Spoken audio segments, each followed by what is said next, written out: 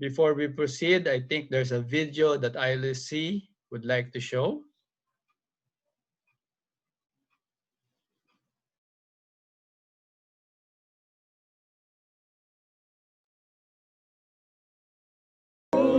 Feed me goodness, feed me goodness, feed me.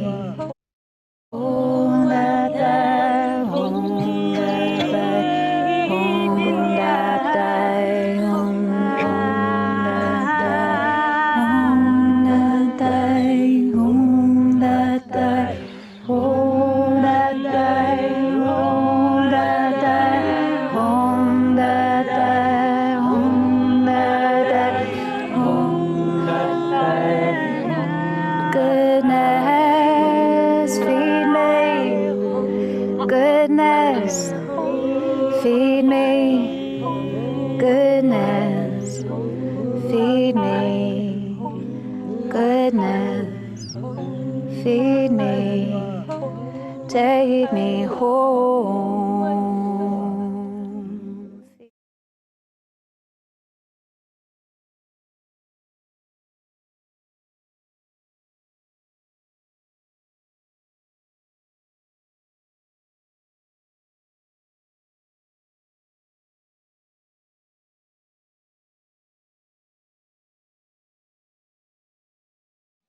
Thank you for that video. Marian, can you share? Okay, again, welcome to this breakout session on land grabbing entitled Understanding the New Wave of Land Grabbing in Asia and its Impact on Securing Land Rights for Smallholder Farmers. Next slide. Just a few reminders, this session is being recorded. Kindly mute your microphone when you're not speaking. You may use the chat box to type in any immediate feedback or questions to be addressed during the Q&A and discussion. Copies of the presentation materials will be disseminated to the participants after the event.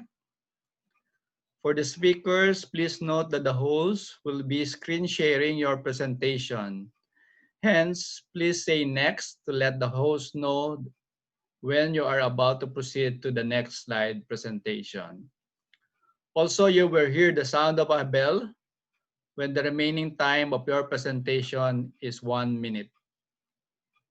There will be an English translation later as we have invited a Nepali woman farmer to give her reflections on the presentations. We have invited also an indigenous person from Indonesia, but given the current situation, the person will not be able to join us today. Next. Why are we having this session? In recent years, wealthy food importing countries and private investors have begun acquiring farmlands overseas for the large-scale production of food, biofuel, livestock, and other products. While there are no central databases or detailed statistics to gauge exactly how big the problem is, a World Bank report in 2011 found land demand to be enormous and identified large-scale farmland deals covering 56 million hectares in less than a year. Although African countries top the list, the areas covered in Asia are significant and continue to rise. This new wave of land investments has two new features. One, they are much larger in scale, and two, they are spearheaded by more government-led investments than in the past. This new wave differs from the past foreign and domestic investments. It seeks resources, such as land and water, rather than commodities and markets. It seeks production for repatriation rather than for commercial export. It involves actual production rather than joint venture or contract farming. Next slide. It is in this context that the Landwash Asia Land Rights as Human Rights Working Group has embarked sectoral studies on land grabbing in 6 countries. As a working definition, the group has adopted as a research framework the definition of land grabbing by eco-ruralists as that of being the control of a larger than locally typical amounts of land by any persons or entity via any means for purposes of speculation, extraction, resource control, or commodification for profit at the expense of peasants, farmers, agroecology, land stewardship, food sovereignty, and human rights.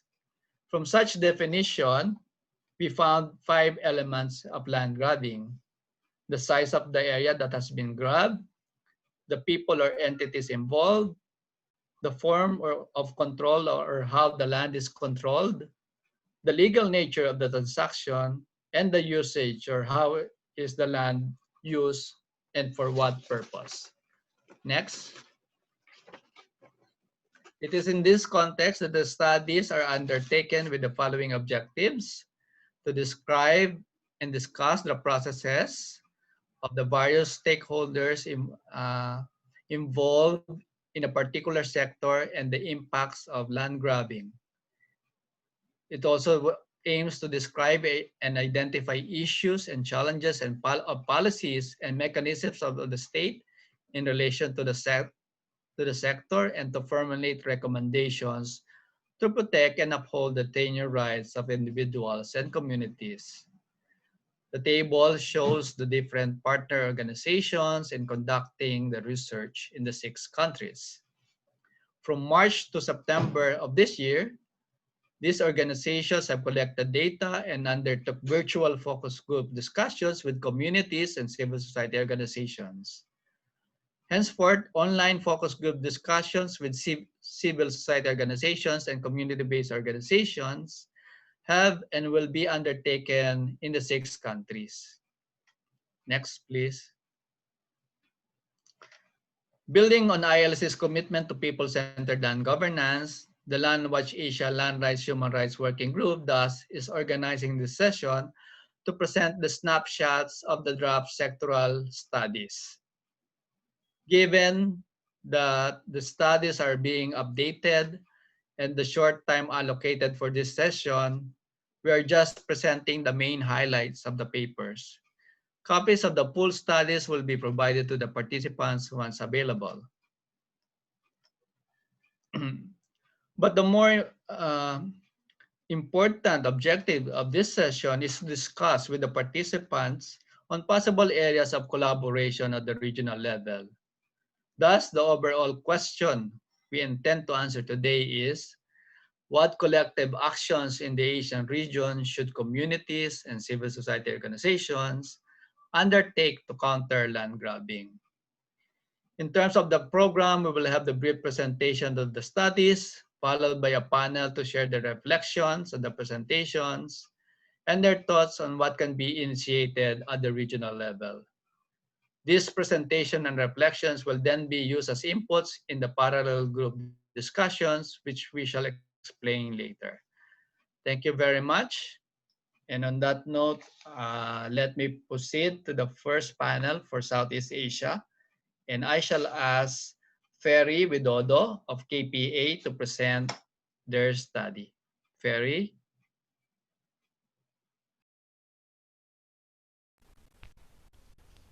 Okay, Don. Thank you very much. So I'll give you first time to present my presentation.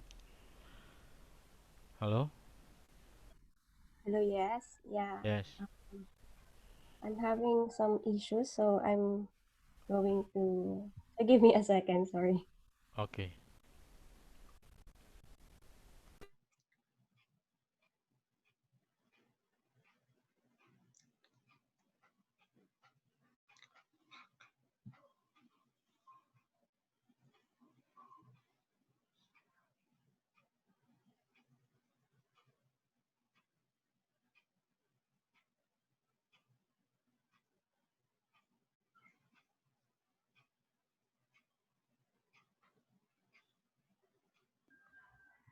There. Can you see now your presentation? Yes. So Ferry, can you start? Yes, I can see my presentation. Thank you very much, Don and everybody.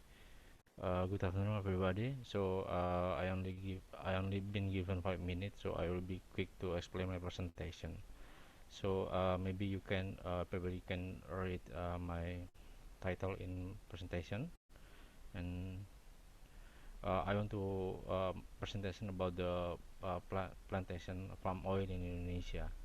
So next. In the context, palm oil is a global commodity that has become a prima donna of Indonesian exports after their of fossil oil experience a drastic decline. And the oil farm plant is a plant of the family originating from the Africa, which was bought by the Dutch country ago to North Sumatra, the plan, and the success in growing and later become one of the broad scale plantation commodity types in Indonesia to date.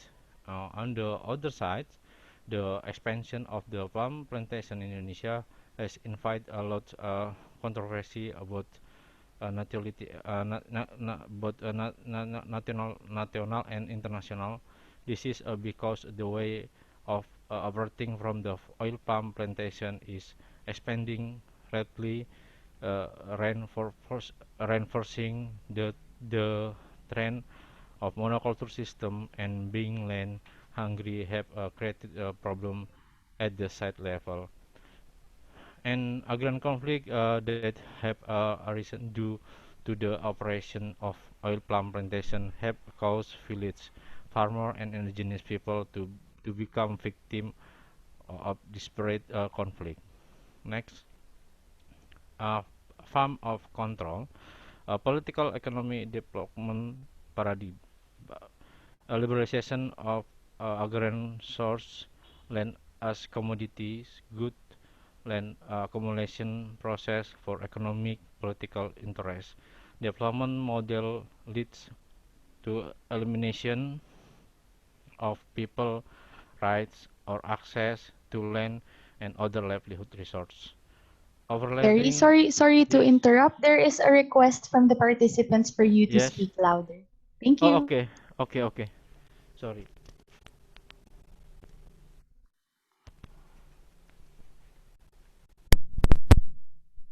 Now, hello, Yes, hello. Okay, better, go. okay.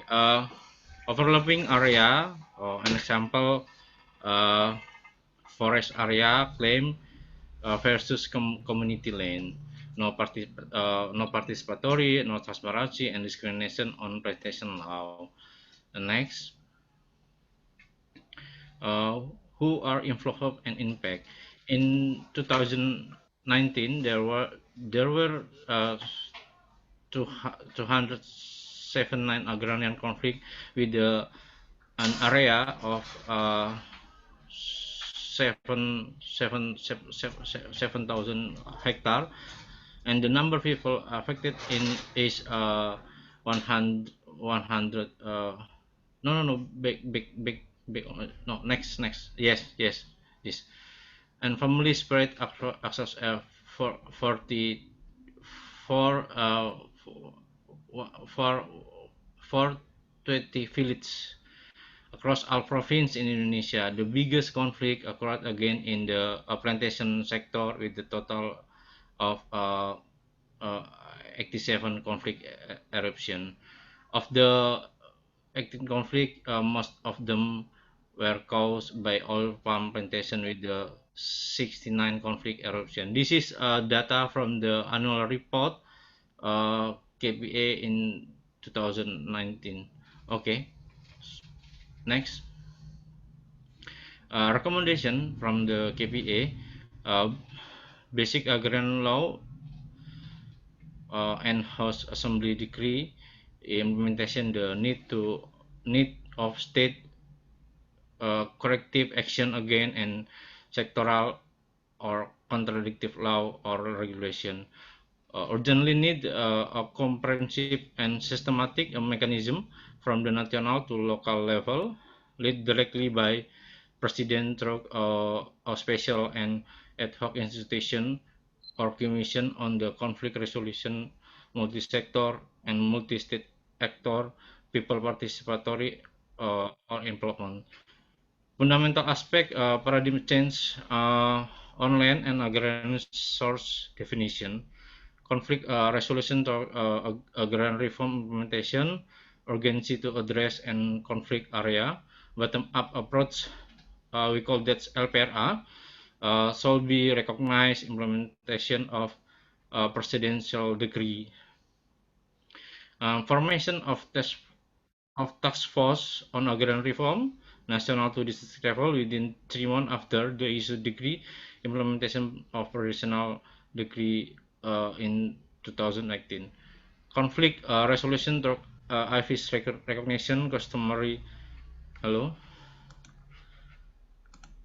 sorry, customary forest recognition, implementation of Constitution Court ruling number 35 on customary forest recognition, alternative development model or approach that's prioritizing prioritize the protection and respect over people right to land and other livelihood foundation. And next, okay, this is close. Thank you. The last. Ferry, Okay, Ferry. that's all the presentation from Indonesia, especially from KPA, and some data we give from the annual report KPA in 2019. Okay, Uh, Don. yeah, Ferry, I know you have to leave to join the mobilization, but quickly, Yes. can you answer in 1 minute or Okay. so? Okay. Okay. What kind of conflicts happened in the area? What were the effects of the conflicts, and were the conflicts resolved? Okay. What kind of conflict? So many people conflict in an area. Is about the so many conflict in an area with the plantation. Sorry. So the oil farm company must be displaced uh, uh, uh, some people from the area, and uh, so how about the resolution, how about the resolution until now, the several plum oil company, they don't open to discuss about the resolution because uh, they only they must be declared this is my area because we have a permit from the government, and they don't care about the people in the people and resident and in the their area.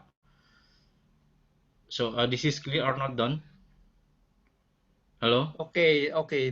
Thanks, Ferry. So the communities were displaced as a result of these Yes. plantations, and Yes. the case has not yet been resolved so far. Okay, thank you very much, Ferry, and good luck on the mobilization. So yes, thank you very much everybody. Okay, so now we proceed to the next presentation from the Philippines. I call on Roel Rabanera from Cyber Science Foundation.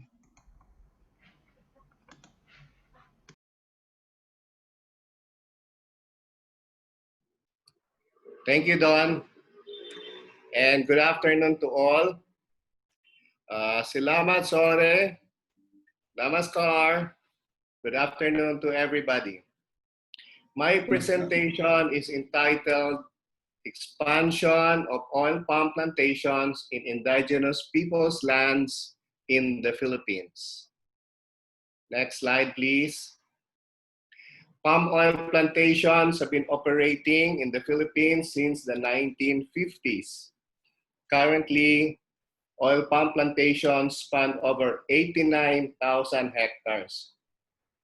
In 2014, the Philippine government released a roadmap to expand oil palm plantation that may cover more than 1 million hectares. It intends to utilize ancestral domains, mostly in Mindanao, that's southern Philippines, and in Palawan. The government envisions that the palm oil industry will provide income and employment to around 300,000 farmers. Who are driving these expansions? Who are the right holders involved? And what are the forms of control? The government plays a major role by encouraging large-scale agricultural investments. It is targeting foreign or partly foreign-owned corporations that are into oil palm business, coming from Singapore, Malaysia, and Indonesia. The major rights holders involved are indigenous peoples and agrarian reform beneficiaries. Corporations have several means to legally operate oil palm plantations at the country. First is entering into lease agreements on prospected plantation area. Second is to enter into marketing contracts with small producers where right holders are expected to develop the land and the company buys the fruit bunches. The country's laws also allows part of ancestral lands to be utilized as plantation sites upon free, prior, and informed consent of the concerned indigenous communities. However, both farmers and indigenous peoples fall victim to violations of existing safeguards and protocols. Most notably, free, prior, and informed consent is corrupted by the corporation's coercion of communities. Moreover, IP communities are made to enter contracts that are illegal, beneficial only to the corporations, but unjust to the communities. Recent reports would show that such a strategy is not beneficial to indigenous communities. On control over their lands, there are reports of land being taken over by corporations. Moreover, desecration of worship sites and disrespect of cultural traditions regularly happen. On economic concerns, low wages, child labor, and increasing debt by the communities are common. In many circumstances, palm oil plantation workers are paid below the minimum wages. In Palawan, farmers group reported that they have not gained a single centavo from their first harvest in 2011, while their debt increased from 13 million to 34 million. Moreover, conventional technological practices of these corporations have also impacted negatively on the environment. This is significant as ancestral domains play a critical role in regulating water and conserving biodiversity. In many instances, these mishandlings have resulted to conflicts and violence. There are a number of reports where community leaders opposing palm oil plantations have been killed. What are our recommendations? Using the UN Protect, Respect, Remedy framework, the following recommendations are forwarded. On Protect, a good way to protect the indigenous communities is to strengthen their tenurial rights over ancestral domain. Contracts with the corporations, especially those facilitated by the government, should follow government processes and protocols. On respect, corporations should observe free, prior, and informed consent in engaging IP communities. Regular consultations, updating, and dialogues should be conducted. On remedy, complaints and grievances should be properly documented. Remedial processes should also be facilitated.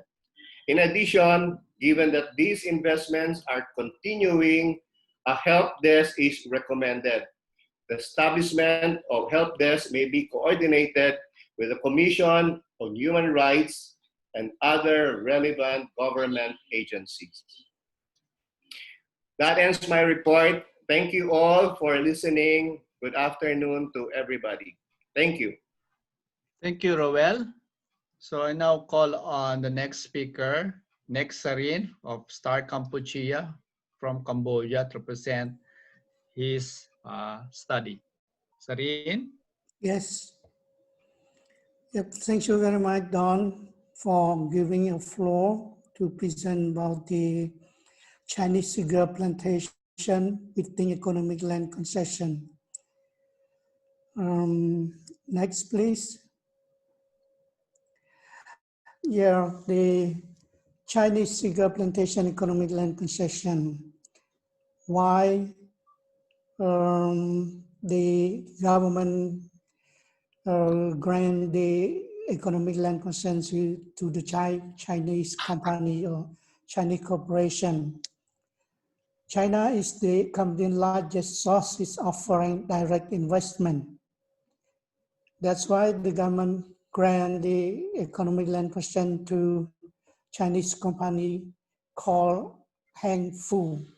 And this case study focused on the land economic concession, land grabbing in Pravia province, which there is around 400 kilometers from the Phnom Penh city.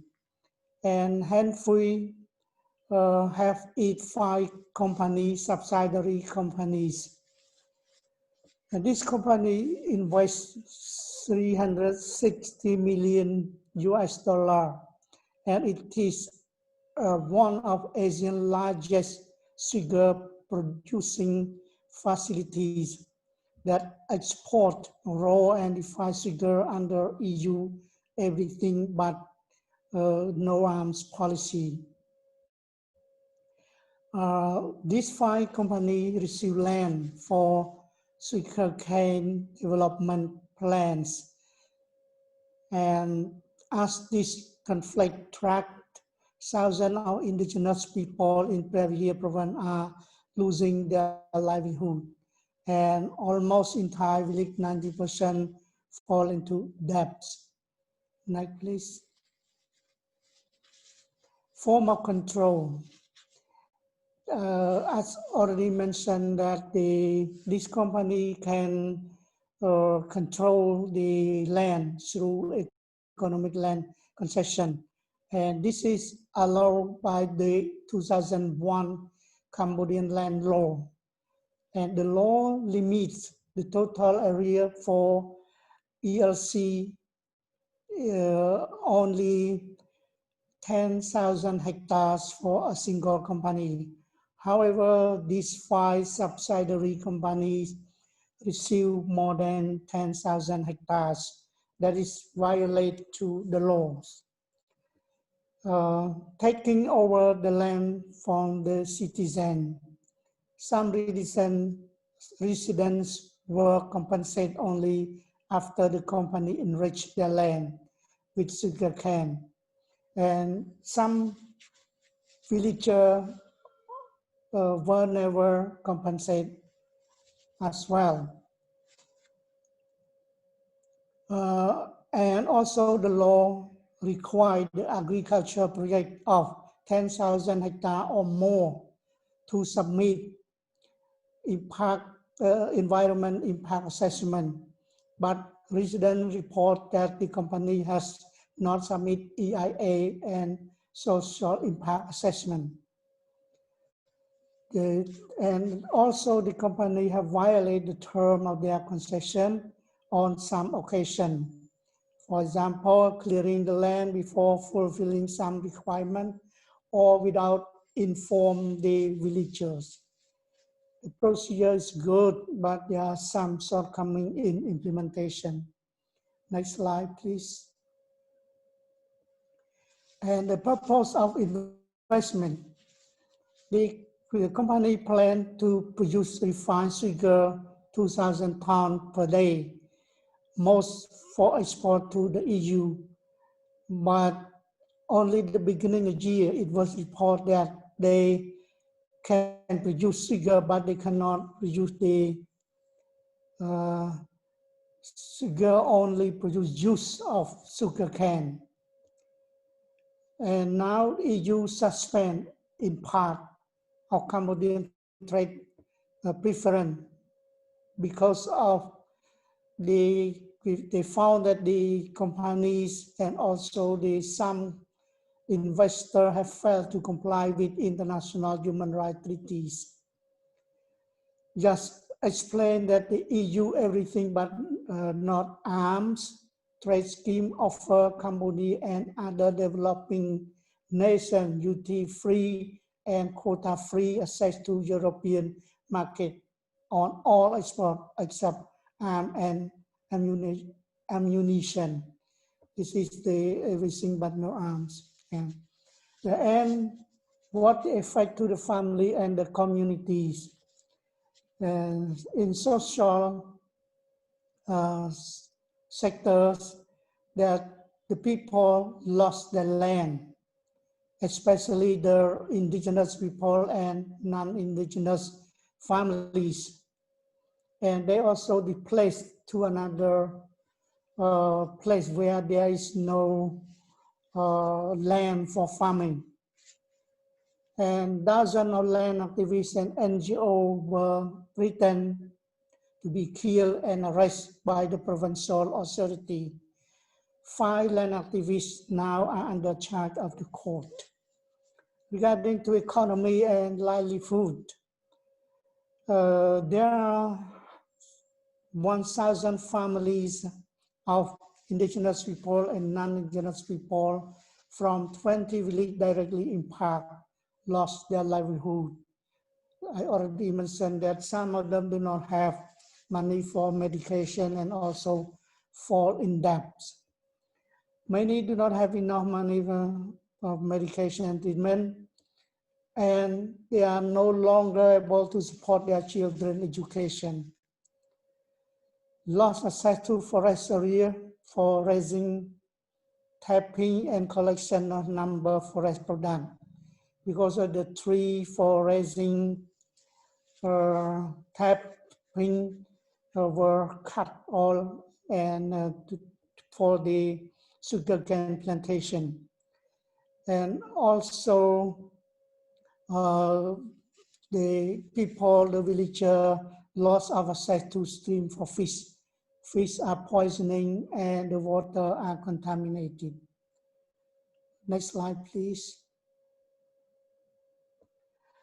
In regarding to the environment, waste and harmful chemical flow into stream, I already mentioned that, and where the community rely on water or to support their livelihood.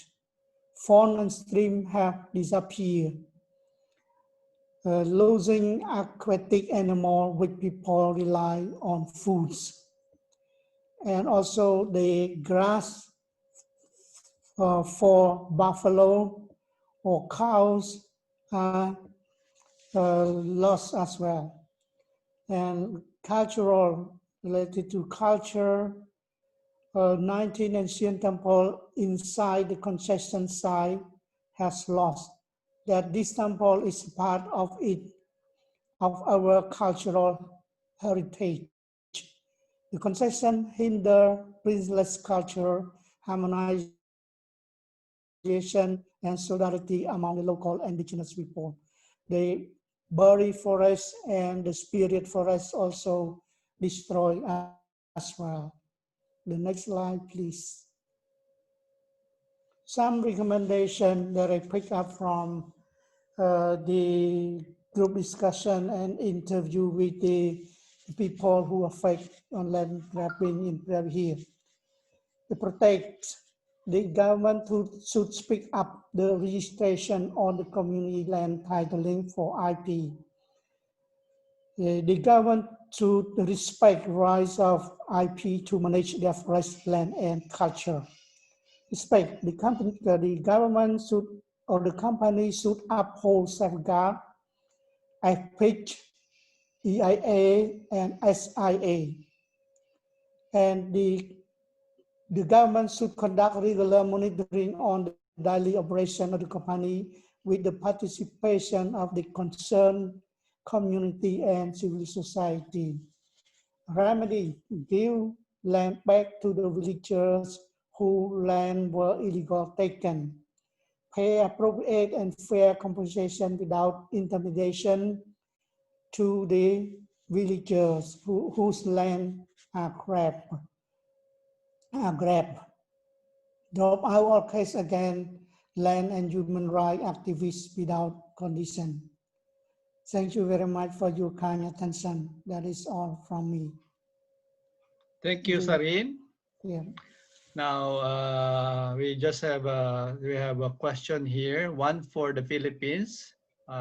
Quickly, Ruel, about the land rights of indigenous peoples in the Philippines. And Sarin, after Ruel, there's a question whether Star Kampuchea is assisting communities in terms of the employment as a result of the loss of livelihoods in the case being studied.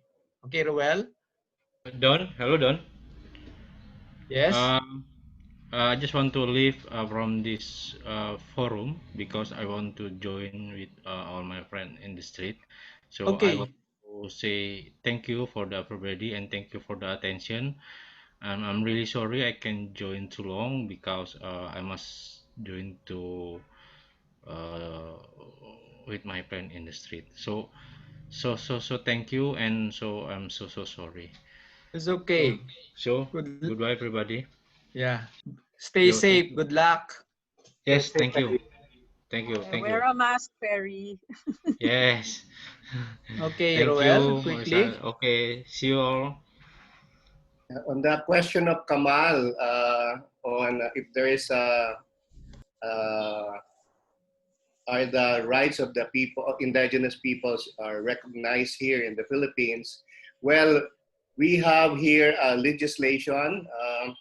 I think it's 1990, 1983, 93, and this is on the Indigenous Peoples' Rights Act. This is a good law, and in fact, they call it a landmark legislation in terms of recognizing the rights of the indigenous peoples. However, the implementation of this law is wanting in a way, and that's where I think NGOs and IP organizations and international land coalition can really support for the full implementation of the law, because the full implementation of the law can really make a big difference in the lives of the indigenous peoples. Thank you, Don. Thank you, Roel. Sarin, quickly about the Yes. question. Yeah, actually, Star Kampuchea does not work at the place where we study on land grabbing issues.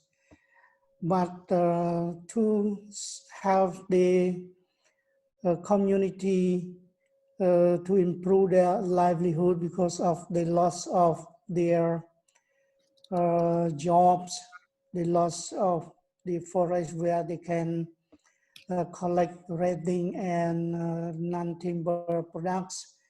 We provide the capacity to the community on organic farming and on technical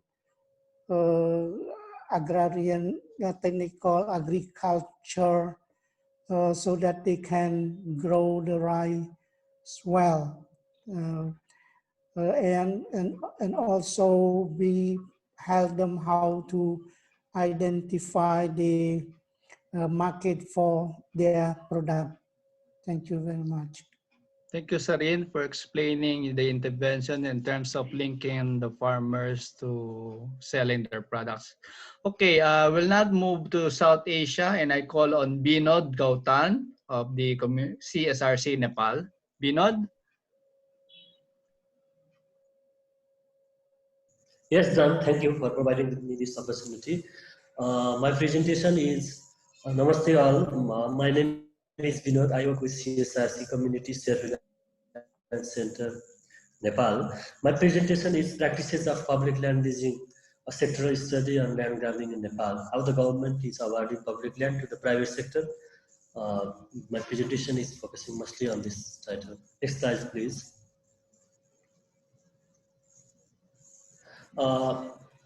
In Nepal, the government formed Nepal Trust Board, and land of the then king and queen were brought under the board is a public land in 2007, and there was Nepal Trust Act, which was legislated to regulate the board, as I said earlier.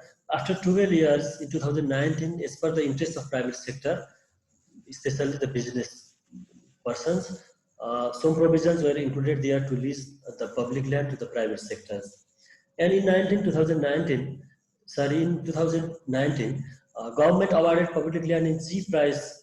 It means just Nepali 750 per 0.5 hectare per month to 80 holdings of a land private company of Nepal for 40 years. It means long-term um, lease for the private sector.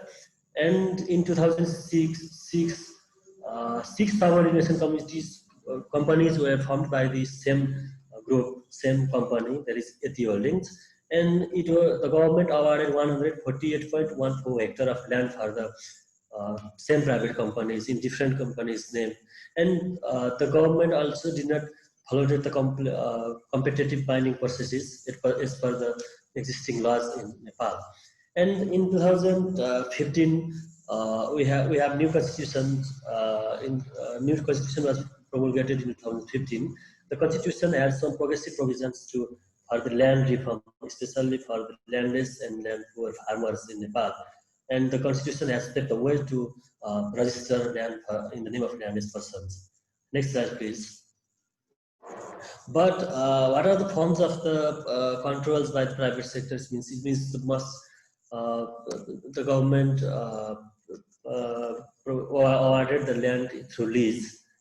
As I already said to you, 148.1 hectare of land were leased to the private companies. And second one is contract. A long-term contract were made between government and private sectors for long tenure of time.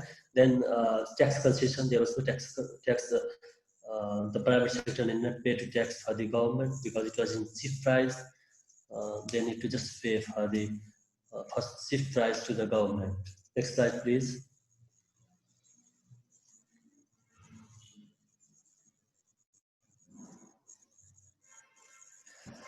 And who are involved in this process, in the land grabbing or releasing the land to the private sector? Means state and state apparatus like bureaucrats and states, the political leaders who are leading the government, and they allow to open up different infrastructures, building infrastructures, hotels, and powerful individuals who have strong access with the government or political parties, and they register different companies.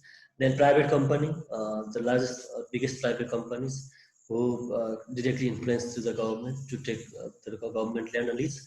Then political cadres, the political affiliation or political nexus with the political parties also influence to lease the land to the private companies in Nepal. Next slide, please. And what are the effects for the construction of the housing? Different infrastructures, construction of the infrastructure exposed the environment. There was no environmental impact assessments were conducted by the private companies as per the existing laws of Nepal.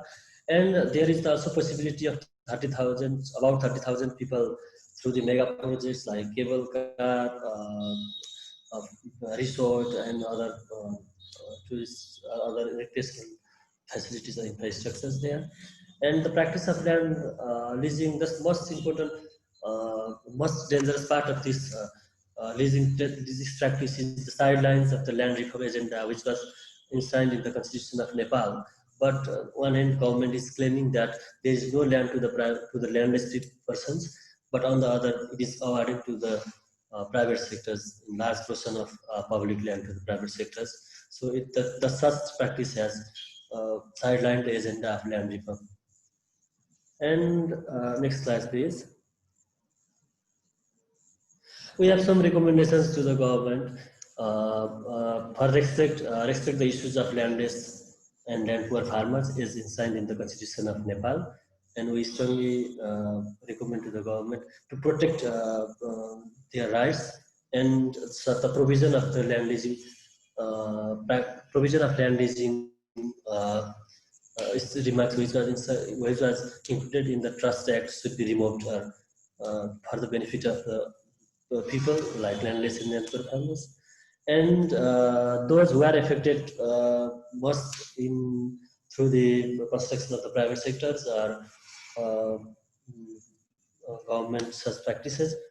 Because of the government practices, they should be compensated as per the current provisions, and prior environment assessment should be also done to protect the rights of the people.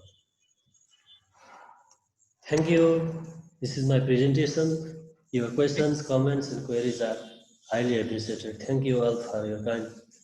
Thank you, Binod. Let's proceed first to Bangladesh. I'll call on Sobaidur Rahman of CDA.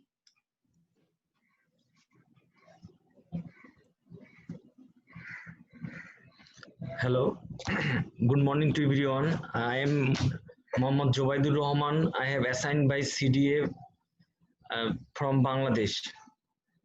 This is my presentation. Welcome to a presentation from Bangladesh. Next slide. Land grabbing of agricultural lands for conversion into commercial establishments. Bangladesh sectoral study on land grabbing. This is me, Jobaidur Rahman from CDA. Next slide.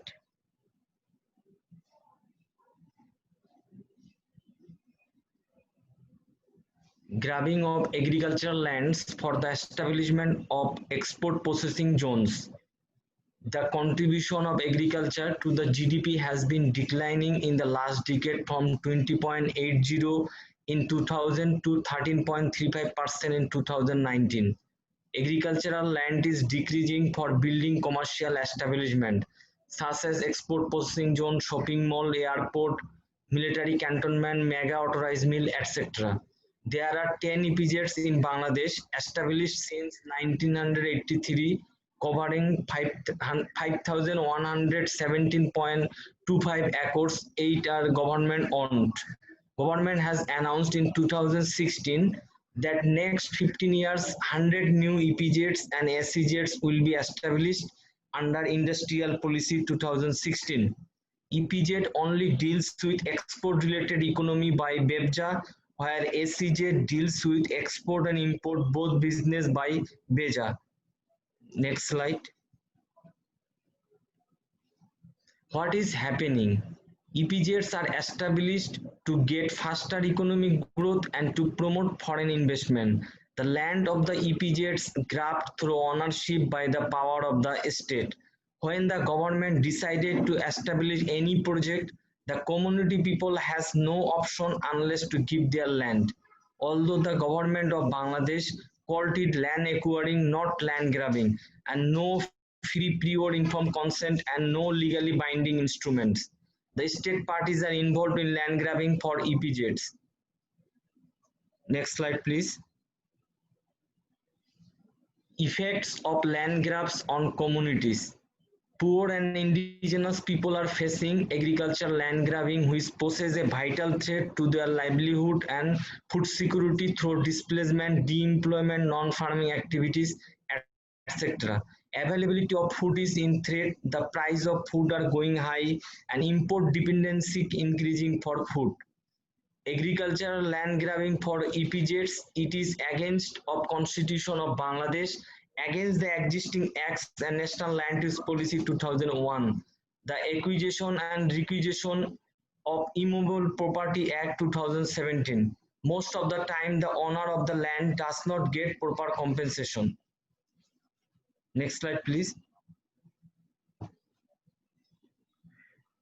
Recommendations. Here I put some specific topics: protect, respect, and remedy. Protect, building awareness and popularizing the issue among the people to pressurize the state authority with legally binding instrument in formulating rules, regulations, and compliance against land grabbing. Respect, CSOs and NGOs, academia, media, and UNDP should work together with other stakeholders, victims, defenders, and building solidarity to formulate national action plan. Remedy, ensuring distribution of compensation on loss in acquired agricultural land should be updated in database. Tax payment to government can demand building a transparent and accountable system in people-centered land governance for ensuring participatory democracy. This is my presentation. Thank you all. You can ask any question or any suggestion. I will edit. Thank you. Thank you, Subaidur. And finally, but not the least, I call on Vivi Rawat from SDF India. Thank you very much, Don. Our study from India was basically the land grab and its impact on the Adivasis. Adivasis are basically the indigenous people and not acknowledged technically by the Constitution of India. Next slide, please. So these are the, we took two diverse case studies. Actually, one related to the Adivasi land grab in the name of development, which is like in south of India, it's Telangana state, where a big dam is being constructed, and which by the August end, about 17,000 families were displaced during the COVID period, and probably till December there will be more displacement, approximate 55,000 families and more, without any proper rehabilitation. There is rehabilitation in the name of rehabilitation, but not properly. Other slide, please. Next slide. This is the other area which is central of India, Uttar Pradesh. This case study is peculiar because last year here, the Adivasis are tilling their land, and they have been tilling for the last 50 years. This land was very circumvented laws through, all these government officials who are senior officers. They silently converted the land into a cooperative land. And in the last 50 years, and then 15 years back, it went in the name of two people. And last year when the these Adivasis came to know about this, there was a conflict in which about 11 indigenous people were killed. Next slide, please. Next slide. So basically, our aim is to show how the marginalization of the tribals, the Adivasi is basically indigenous people, how it is continuously growing in India under different pretexts, whether development or whatever model we can call. We are 8.6% tribal in India, which is about 104 million right now. In this earlier slide, we show the Adivasi land grabbed by the people. There were 150 acres of land, which was illegally grabbed. But now a study which the government found commission says it was about 2,200 acres of land has been grabbed by the officials and the political leaders jointly, and they are now trying to sort it out. In the other slide, which is about the Indira Sagar Dam in Telangana, which I've already given you, about 55,000 families are going to be displaced by the December end. Next slide, please. So what is the current crisis? Actually, what we saw that government must implement the rule of law, and there are many laws which in India are basically meant to help the tribal people, to protect them. But what is happening that those laws also have been very cleverly misused by the elite, the feudal elite. And now what the government is doing is also legally making laws in favor of the corporates. Slowly, like particularly the consent part, which is everywhere in our land laws, mining laws, where the government is supposed to organize public consultation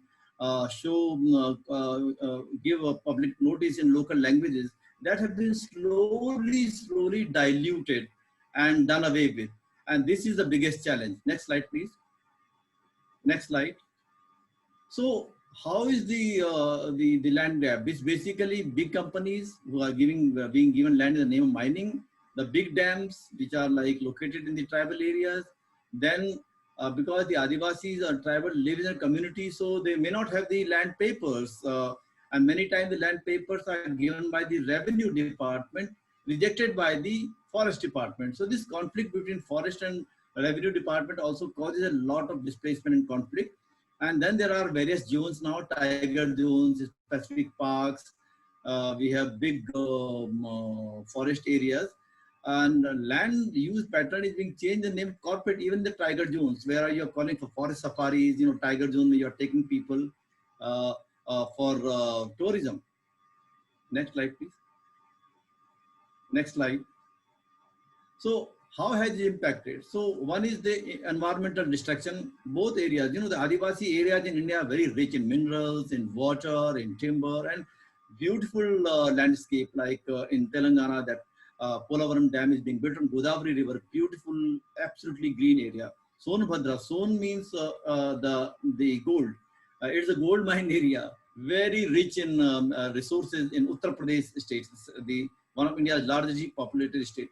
So they are actually doing it. The peak are not being honored. Even at this point of time in COVID, COVID, when we say that there should be no eviction, people face eviction during the pandemic. And there is physical violence against people. They are displaced and they live an uncertain life. There is a vulnerability of the tribals leading to further exploitation, like bonded labor and other kind of situation. Next slide, please. So these are the two case studies I've already told you about. One was Sonbhadra, other is Polavaram. One is Central India, other is South India. One is based on how the officers and government, local feudal dominant communities actually misuse the law and grab Adivasi land. The other is the Adivasi land grab in the name of the development. Next slide. So what are we recommending? So our recommendations are very simple. One is that when the UN Housing Rights Rapporteur advised the government in April that we should not go for any kind of eviction and displacement during the COVID period, we say it should be actually extended to next 2-3 years, unless we have a proper rehabilitation mechanism for them. Not just merely a small plot of land for housing, but also their access to the resources which is denied to them. Government must make all the laws where outbreak become an important part. People have a right to know about their information, and rehabilitation package must be discussed with people in advance. And the last is about a commission should be formed, a special court or a commission with time-bound framework to resolve the land disputes, particularly where the laws have been circumvented by the officers, because they have filed cases in the court and these cases are pending for the last 50-60 years. Most of them belong to the Adivasi and Dalit land. And while those people who are affected, who are exploited, remain outside they don't get justice years and years. It is the feudal dominant caste in communities and officials and private sectors which are using these laws to rule the rural sector and the Adivasi land and Adivasi life. So our recommendation is form a special courts and a time-bound program to resolve these crises. Thank you very much. If there are any questions, I would be happy to respond. Thank you, Vivi. There's a question in the chat box for Nepal and Bangladesh. Binod, can you answer about the question whether government will still push for the export processing zones when one of its main exports, the garment industry, is already suffering from declines in demand globally, plus unemployment in industry? Binod, and then I think this question is for Bangladesh, I think. May I? Okay. Sorry. One of the most exposed garments. I think this question is for Bangladesh. Yeah, I will give the answer. Can Tony? Can I give the question answer? Yes, Yes, go ahead. please. Uh, in Bangladesh, the EPZs are built as the name of development, economic growth, foreign investment. Okay, here some cases it is unplanned, and if we see that the people who are worked in EPZs, they are come from the distant place or far area. Okay, they are leaving the EPZs where agricultural people are not interested in agriculture sector. They are want to build building and other construction material, who is for this reason they are shifting non-agricultural activities. And it is remembered that in our country, our main livelihood is agriculture. Around 80% people live here and depend on agriculture. So I think so. Government should consider that how many EPZs are essential, or if there are any built, is it follow any existing laws or other policies? Thank you. Thank you, also Baidur. Vivi, there's a question about ecological rights for Adivashis in India and how EPIC is functioning. I agree with that point. Actually, there are enough rights, but what is happening right now is this EPIC part is being used. So government feel that the consultation is dangerous, and that is why we are now we are now seeking this thing that recently when there was this environment impact assessment bill that brought in Parliament, EIA, that reduce the impact, a lot of things. They don't want consultation, they reduce the time period, and also there is a procedure where you give notice in the local language where the communities are getting affected. So the government has done away with that, and they want to produce a notice in the English language paper in Delhi and in Hindi, and it doesn't matter how would the Adivasis who don't even know their own language they have will respond in these languages. So there is a considerable effort to do away with the democratic process and to make things very cheaper and easier for the corporate. So that is the part which we have to expose and we have to continue to speak. Thank you, Vivi. Sorry because we have no more time. Okay. Now I'll call on Mr. Nigel Brett from the director of the Asia Pacific Division of the International Fund for Agricultural Development, to share his views or reflections on what, having heard the presentations, what actions can be taken to address land grabs. Nigel? Thank you very much. I hope you can hear me okay. Yes, and thank you for inviting me to be here today. I was listening to all the excellent presentations and really very powerful testimony. I think for my input, I think the best thing I can do is to really give the perspective of an IFI like IFAD.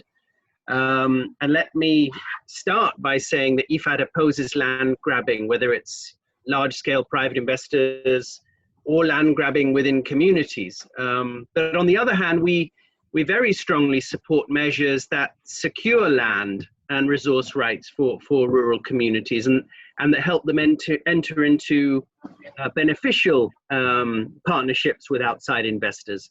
So in terms of the specific actions that we can take, well, I think it's important to start off with safeguard procedures.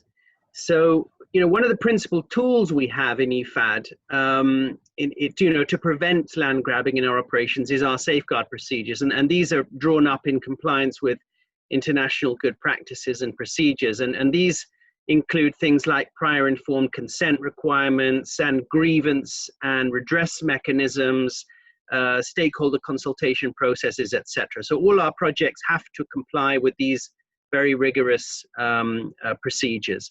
Second point I want to make is related to the design of investments. It's really important to think about these issues that have been raised by all the previous speakers. And when you design, in new projects, and in IFAD in Asia, we have a large portfolio of projects looking at things like improving land tenure security. I think in the last 5 years, for example, we have about $60 million invested in these type of activities. And just to give you some examples, you know, and we heard speakers from Bangladesh and Nepal, but just to give you some examples from those countries, in Bangladesh, we have a project in Noakhali in the south, which is giving land title, government caste land, is distributing government caste land to families. And importantly, the wife's name appears on the land title to ensure gender equality. And so there was also a speaker, and somebody mentioned Odisha at the start. In Odisha, we've been working with a local NGO, Landesa, and we're supporting land titles for tribal families. So I think it's really important that we continue to push forward with these type of very proactive investments, which look at land tenure security particularly for vulnerable groups. And then the final point I want to make is around the importance of participation.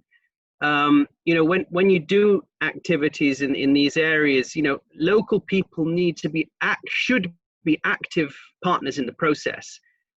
It's very important to raise awareness in communities on legal frameworks, recognition of rights, both statutory but also customary rights. Consultation, obviously, with communities during planning phase is absolutely critical. I mean, it was mentioned by some of the previous speakers, prior informed consent procedures, absolutely essential. And you know, to manage disputes, things like provision of paralegal advice can be very helpful, particularly resolving conflicts between communities and individuals. Another very effective measure can be things like participatory natural resource use planning. So things is where you would do things like identify the different user groups, especially looking at the poorer members of communities, the more marginal members of communities, making sure that they are engaged in the process. And looking at the user rights when the plans are drawn up, because only when the rights are recognized, then economic opportunities can be thought of once the rights have been recognized. And you need to also think about how, you know, how you're going to enforce rights during implementation. So let me just wrap up by saying, so we oppose land grabbing, but we do feel that, you know, mutually beneficial agreements between communities and outsiders are possible if they are done legitimately. Of course, you need full involvement of local stakeholders.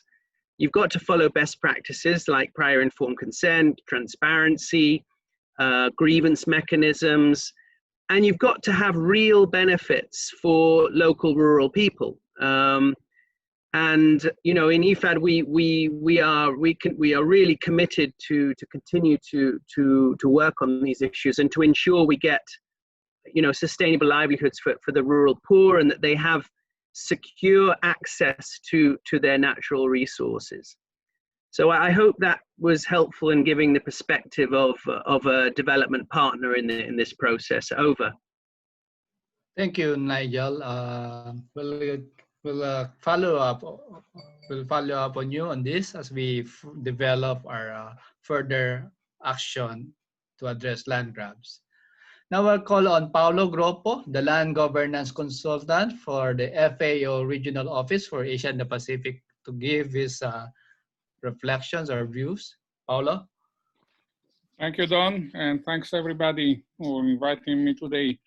I'm back with the FAO, with the regional office, and obviously I bring also my historical experience in FAO on the issues of land reform, agrarian reform, land rights, etc.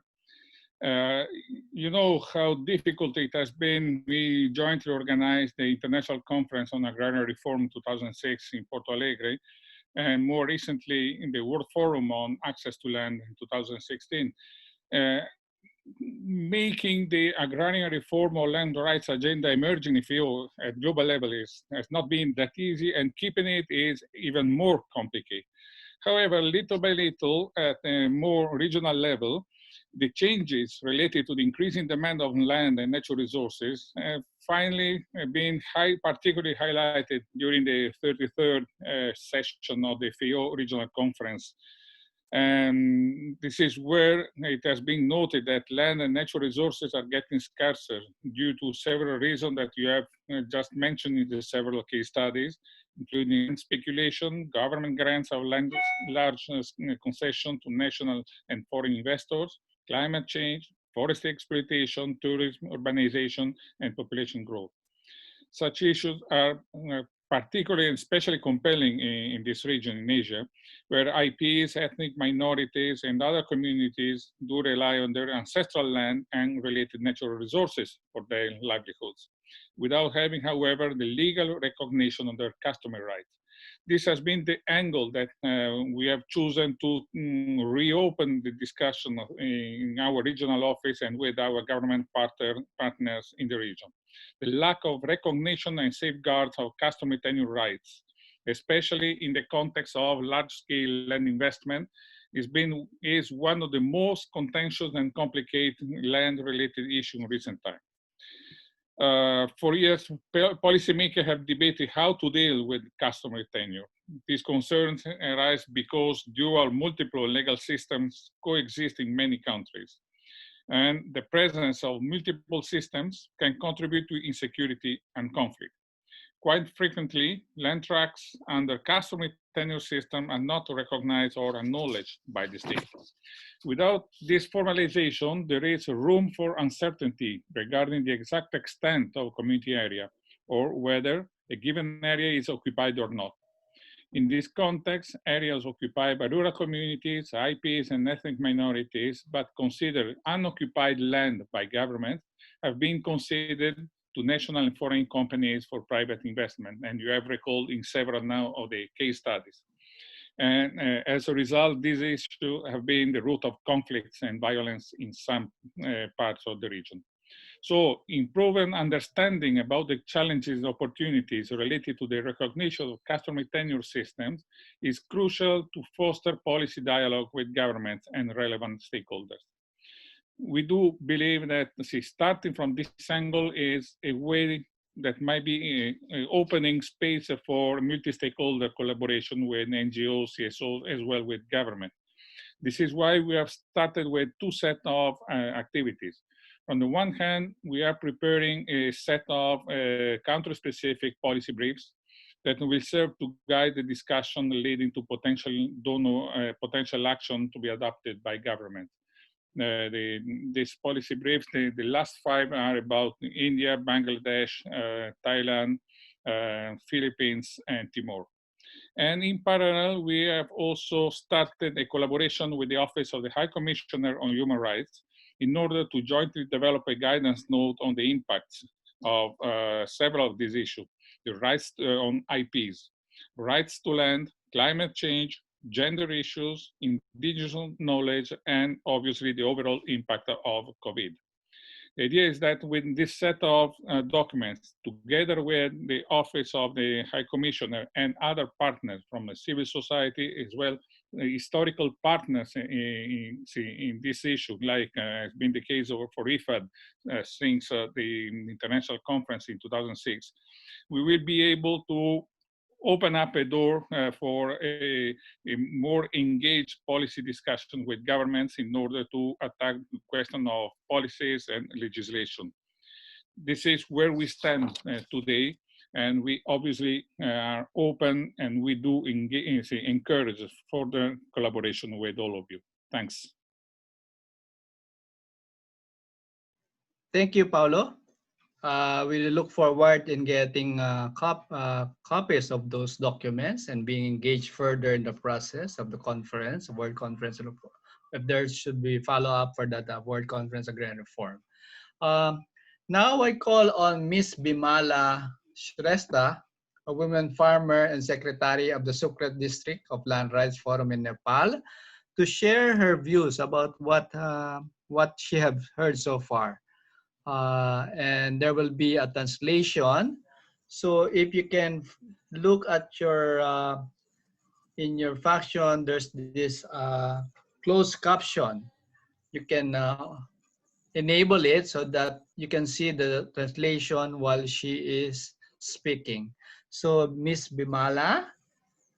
बिमलाजी डनले चाहिँ तपाईँलाई आफ्नो यो अहिलेको प्रस्तुति सुनेर के कस्तो लागेको छ भन्ने बारेमा आग्रह गर्नुभएको छ। कृपया अनम्युट गरेर तपाईँले अहिले लागेको प्रस्तुतिमा 3 मिनेटभित्रमा आफ्नो कुरा राख्न सक्नुहुन्छ। तपाईँले भनेको कुरा म ट्रान्सलेट गर्छु सबैलाई। सुरु गर्नु बिमलाजी। सुरु गर्नु छ? हजुर सुरु गर्नु। हजुर नमस्कार। यो सरकारवालाहरूले के गर्नुपर्छ भन्ने विषयमा हैन सर?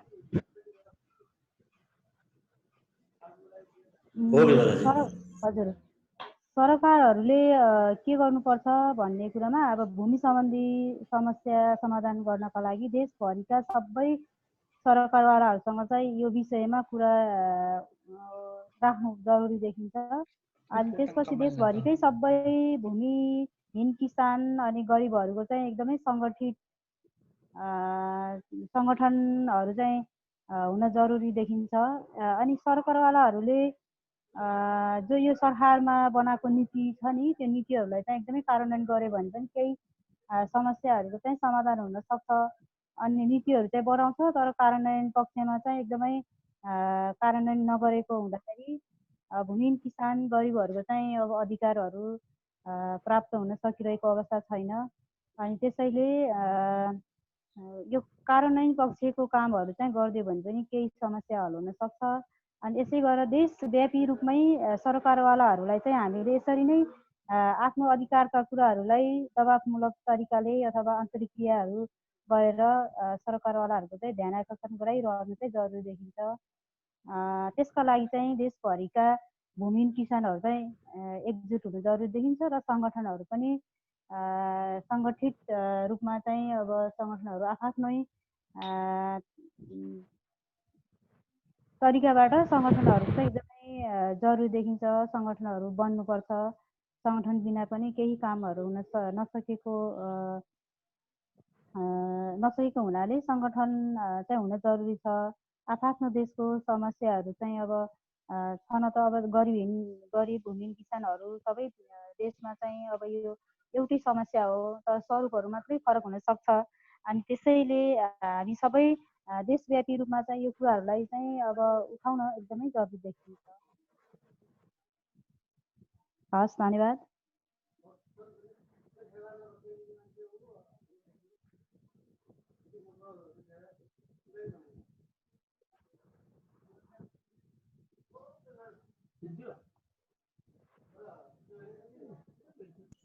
Thank you, धन्यवाद बिमलाजी। I think everybody can see our statements in their chat box. Sorry, in their screening. Let me briefly summarize our statement. Just a few minutes. Just for a minute. What Bimala said is there is global partnership for the to fight against the land rights or land grabbing. So intergovernmental and inter-stakeholders between one country to another, inter-organizational dialogue is much important. And implementation of law is the prerequisite for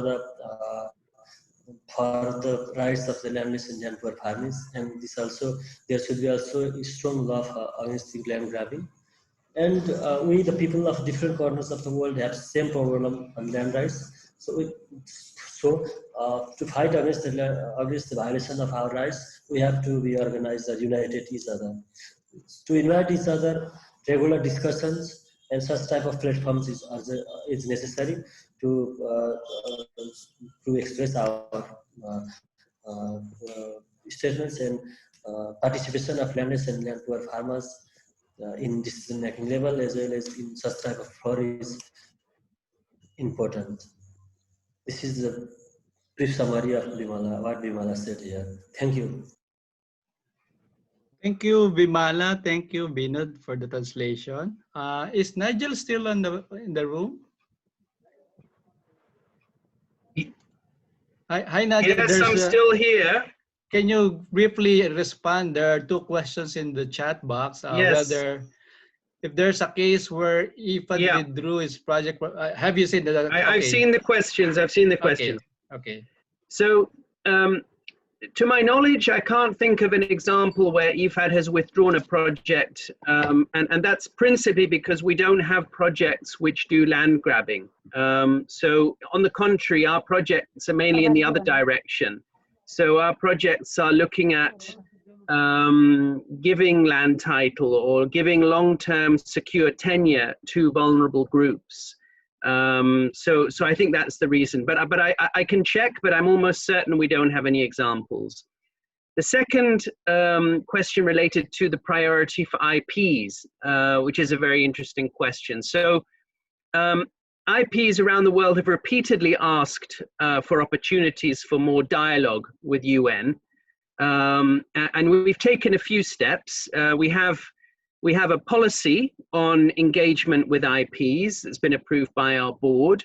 And we have something called the IP Forum, which happens, and it happens next to our governing council.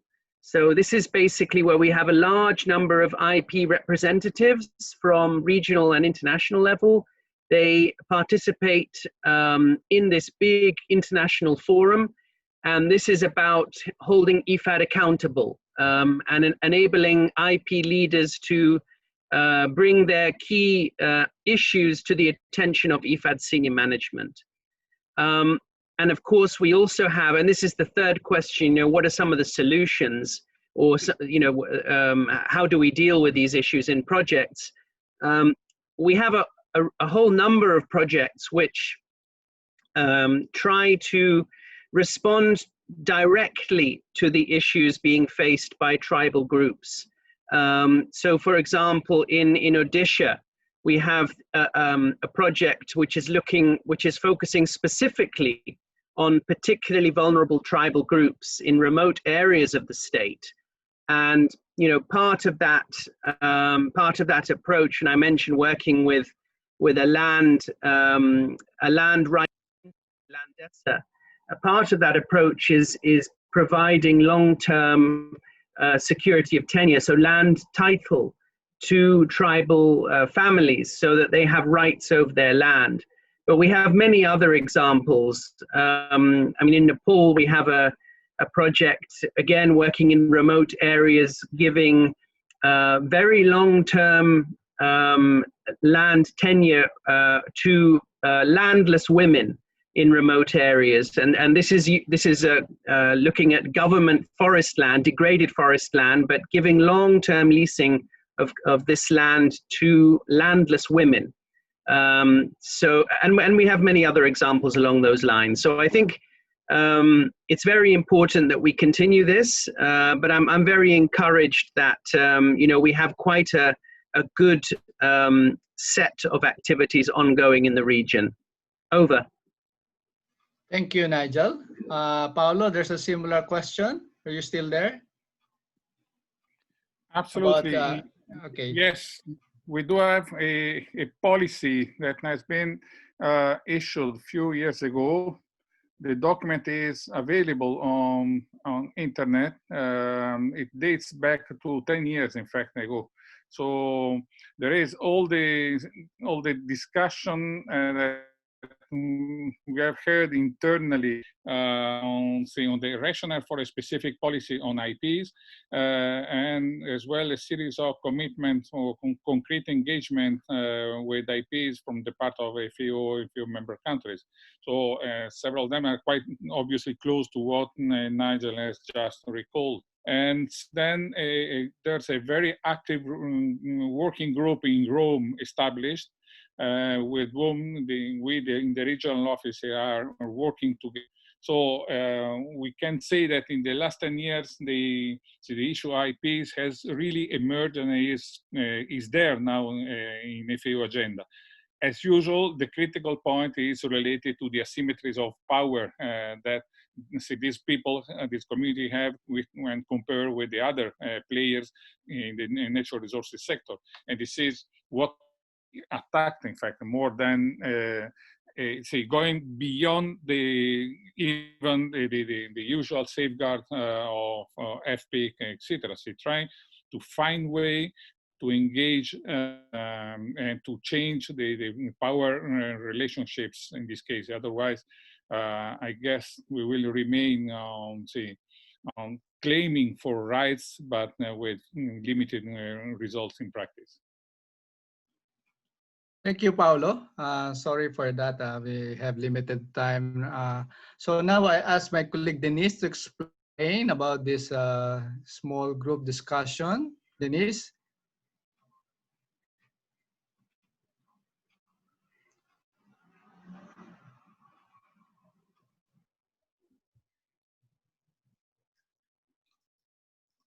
Yes, thank you, Don. Can everyone hear me now? Yes. Yeah, okay. Yes, yes. So I know we have limited time, but we really wanted to hear what everyone else could contribute to this discussion on land grabbing, and particularly how we as CSOs and how ILC as a regional network, how we can work together to address this. So we will be having short parallel group discussions. Next slide, please. We have pre-assigned the groups and we have prepared breakout groups for everyone. And we've also talked to several participants here to be the facilitators and reporters. So during the group sessions, what you will have to do is just to assign someone to document the notes, send the notes to me, and to discuss just one question. Next, please. Each group will have 10 minutes and we will be discussing among ourselves to answer this question: what collective actions in the Asian region should communities and CSOs undertake to counter land grabbing? Next, please.